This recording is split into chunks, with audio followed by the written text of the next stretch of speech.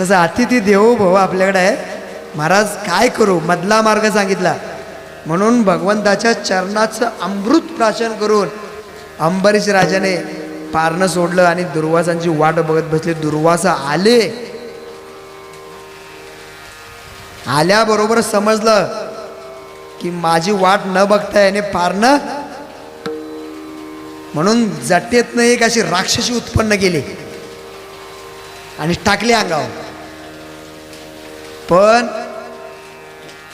M धर्म सांगे दुता अभंगामध्ये तुकोबरांनी सांगितलंय, वैष्णवाने एखादं व्रत घेतलं, भजन करायचं असू दे, हरिपाठ करायचं असू दे, काकडा करायचा असू दे, ज्ञानेश्वरीच्या 100 ओव्या वाचायचं असू दे, 5-50 तुकोबरायांचे अभंग वाचायचं असू दे, त्याच्या घराभोवती सुदर्शन गिरट्या घालत असतं.